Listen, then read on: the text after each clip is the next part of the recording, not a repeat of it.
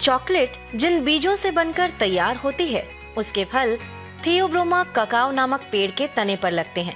पेड़ों से तोड़कर इन चमकीले रंग के फलों को खोलकर अंदर से उनका गूदा और बीज निकालकर अलग कर लिए जाते हैं। बीजों को बीन्स कहते हैं। इसके बाद बीन्स को 3 से 10 दिन तक किण्वन यानी कि फर्मेंटेशन के लिए छोड़ा जाता है। किण्वन पूरा हो जाने के बाद इन्हें धूप में सुखाया जाता है और सूखे हुए बीन्स को भुना जाता है। इन्हें चीनी और कभी कभी सूखे दूध के साथ इतना महीन होने तक पीसा जाता है कि मुंह में रखने पर दोनों के कण अलग अलग महसूस न हो। इस रूप में आने के बाद यह मिश्रण चॉकलेट बार, चॉकलेट चिप्स या अन्य किसी भी रूप में चॉकलेट के उत्पाद बनाने के लिए तैयार होता है।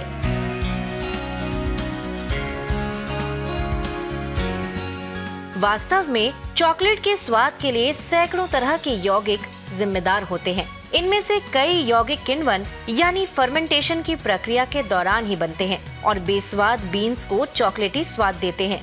ककाओ का किण्वन कई चरणों में होता है। किण्वन के लिए खमीर का उपयोग किया जाता है, जो बीन्स से चिपके शर्करा पल्प को पचाकर अल्कोहल का निर्माण करते हैं। नतीजतन स्वाद प्रदान करने वाले एस्टर और फूल की खुशबू वाले अल्कोहल बनते हैं, जो ककाओ बीन्स द्वारा सोख लिए जाते हैं और अंत तक चॉकलेट में मौजूद रहते हैं। जब बीन्स से चिपका गूदा विघटित होने लगता है तो उसमें ऑक्सीजन प्रवेश करती है। ऑक्सीजन के प्रवेश करने पर वहां ऑक्सीजन प्रेमी बैक्टीरिया की संख्या बढ़ने लगती है और खमीर की आबादी में कमी आने लगती है।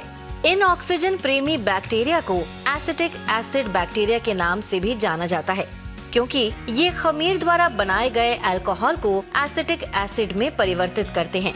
बैक्टीरिया द्वारा बनाया गया यह एसिड भी बीन्स द्वारा सोख लिया जाता है, जो बीजों में जैव रासायनिक परिवर्तन लाता है और इसकी वजह से वसा एकत्रित होने लगती है।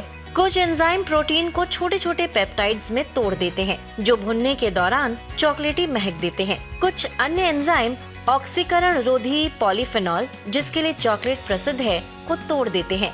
नतीजतन इसकी खासियत के विपरीत अधिकांश चॉकलेट में बहुत कम पॉलीफेनॉल्स होते हैं। किसी किसी चॉकलेट में तो पॉलीफेनॉल्स होते ही नहीं।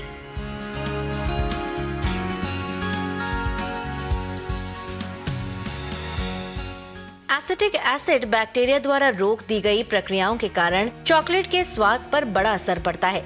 इन एसिड के कारण ही अत्यंत कड़वे गहरे बैंगनी रंग के पॉलीफेनॉल अणु मध्यम स्वाद वाले भूरे रंग के ओक्विनोन रसायन में बदलते हैं और इसी जगह आकर ककाओ बीन्स कड़वे स्वाद से एक समृद्ध और चॉकलेटी स्वाद में आ जाते हैं। स्वाद के साथ साथ रंग में भी परिवर्तन आता है और लाल बैंगनी रंग के बीन्स भूरे रंग के हो जाते हैं, यानी चॉकलेट यहाँ अपना रंग पाती है। अंत में एसिड धीरे धीरे वाष्पित हो जाते हैं और शर्करा उपयोग हो जाती है। फिर अन्य सूक्ष्म जीव जैसे कवक और बेसिलस बैक्टीरिया अपना काम शुरू करते हैं। चॉकलेट बनने में सूक्ष्म जीव जितने अहम होते हैं, कभी कभी वे चॉकलेट को उतना ही नष्ट भी कर डालते हैं। जैसे बेसिलस बैक्टीरिया की संख्या में अत्यधिक वृद्धि चॉकलेट को बासी और बेकार स्वाद देती है। तो अगली बार आप जब भी चॉकलेट खाइएगा तो सूक्ष्म जीवों की मेहनत को दाद देना ना भूलिएगा।